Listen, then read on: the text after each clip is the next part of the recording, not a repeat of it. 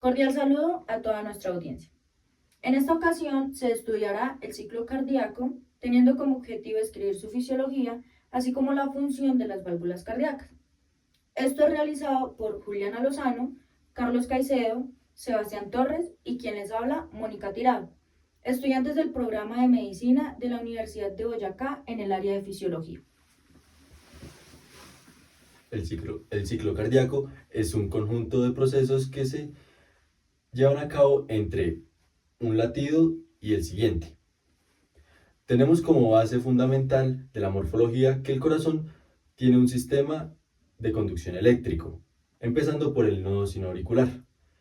Este ubicado en la pared superolateral de la aurícula derecha, cerca a la entrada de la vena cava superior. Y este es conocido como el marcapasos biológico.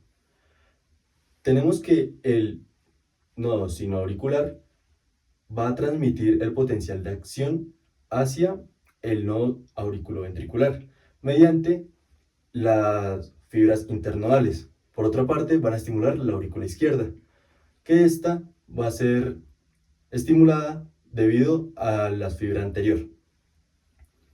Recordemos que el nodo sinoauricular tiene un rango entre 60 y 100 latidos por minuto de frecuencia de disparo, que esta se va a ver afectada o retrasada por el anillo fibroso.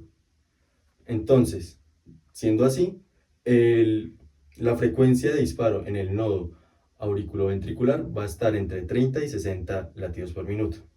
Después va a ser dirigido hacia el haz de His, donde tiene un valor menor a 30 latidos por minuto. Es gracias a las fibras derecha e izquierda se va a estimular el sistema de Purkinje, donde va a estimular las células del miocardio, dando así un aumento en la presión ventricular, una contracción isovolumétrica y por tanto una eyección. Es importante tener en cuenta que los ventrículos son fundamentales en este proceso ya que van a actuar como una bomba.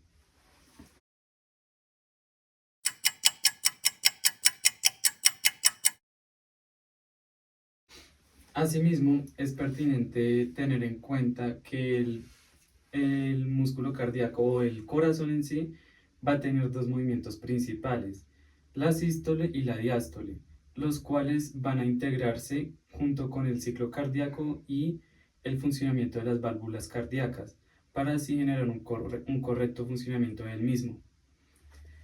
Por otra parte, para entender el funcionamiento de los ventrículos como bombas, tenemos dos parámetros, o vamos a explicar dos parámetros principales, los cuales son el volumen ventricular y la presión ventricular. El volumen ventricular o llenado ventricular se da durante la diástole y se divide en tres periodos. El primer periodo es el periodo de llenado rápido de los ventrículos, el cual hace referencia a la apertura de las válvulas auriculoventriculares después de la llegada de la sangre hacia las aurículas. El 80% de la sangre que llega a las aurículas pasará directamente hacia los ventrículos, de tal manera que vamos a llegar al segundo periodo, el cual se denomina diástasis. En la diástasis hace referencia a una porción pequeña de sangre que sigue drenando de las aurículas hacia los ventrículos. Y por último, el tercer periodo es la sístole auricular, que hace referencia a la contracción de las aurículas, la cual va a proporcionar el 20% de sangre adicional o que quedaba en las aurículas, ¿no? Durante todo este proceso se ve reflejado la función de la válvula auriculoventricular, que recordando morfológicamente, vamos a tener que esta va a estar unida a los ventrículos por los músculos papilares y las cuerdas tendinosas. ¿Qué pasa? Si la función de estas válvulas auriculoventriculares se ve afectada, vamos a tener diferentes alteraciones como flujo retrógrado o alteraciones, por ejemplo, en los síndromes de insuficiencia cardíaca al esfuerzo, como es la disnea. Esto principalmente en lo que es el tercer periodo de la sístole auricular. La sístole auricular como punto adicional o como información adicional normalmente no es necesaria. Es necesaria en periodos o estados de actividad física. ¿Qué pasa? Pues si este periodo se va a ver afectado, vamos a tener alteraciones como la que dije anteriormente, que es insuficiencia cardíaca frente al esfuerzo. Eh, Aparte, vamos a tener tres puntos importantes o tres términos importantes, los cuales son volumen telediastólico, volumen sistólico y volumen telesistólico. El volumen telediastólico hace referencia al volumen de fin de llenado ventricular, el cual es normalmente es de 110 a 120 mililitros. Y el volumen telesistólico hace referencia al volumen remanente de sangre que queda en los ventrículos después de la eyección y normalmente es de 40 a 50 mililitros. Y el volumen sistólico hace referencia al volumen de eyección, que normalmente es de 70 mililitros.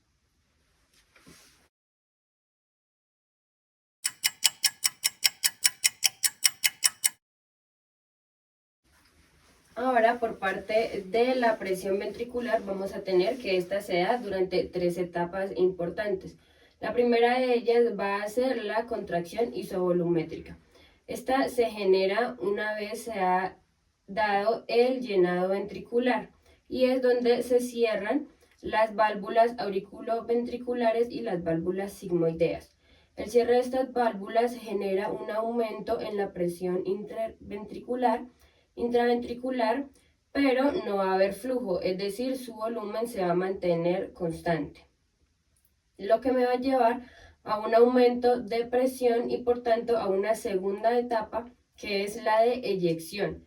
En esta etapa, la eyección o la salida de sangre se da gracias a que la presión del ventrículo supera a la presión que va a haber en las válvulas correspondientes para la arteria pulmonar y para la arteria aorta, para así llevar a la circulación pulmonar y a la circulación sistémica. Seguido de esto se me va a generar la etapa número 3, que es la relajación isovolumétrica. En esta etapa, una vez terminada la sístole, se va a cerrar la válvula sigmoidea, lo que me va a permitir un descenso en la presión ventricular en un lapso de tiempo de 0,03 segundos a 0,06 segundos, en donde el ventrículo se va a distender y se va a disponer para nuevamente empezar otro ciclo cardíaco en donde se va a generar su llenado y todos los demás procesos. Vamos a tener dos conceptos muy importantes en la fisiología cardíaca, que son la precarga y la poscarga. La precarga hace referencia a esa distensibilidad que tienen los ventrículos para permitir el llenado ventricular y pues por ende que pase la sangre desde las aurículas hacia los ventrículos. Y la poscarga hace referencia a la resistencia que generan las válvulas sigmoideas y lo que me va a regular ese paso de sangre desde el ventrículo hacia la circulación sistémica y hacia la circulación pulmonar.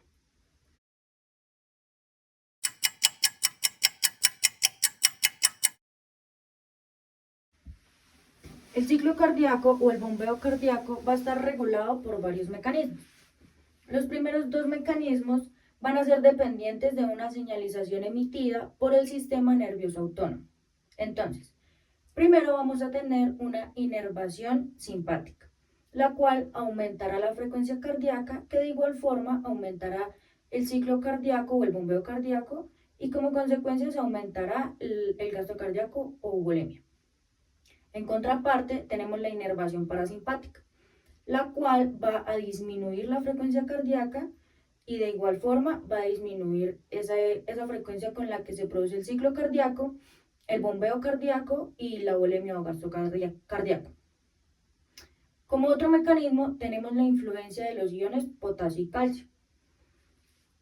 La membrana en reposo para la correcta contracción del músculo cardíaco va a estar regulada por la bomba sodio-potasio ATPasa. Cuando el potasio extracelular aumentan su concentración en el líquido extracelular o en el plasma sanguíneo, va a causar que se ralenticen o se bloqueen los canales de sodio, que hacen parte de la bomba sodio-potasio ATPasa.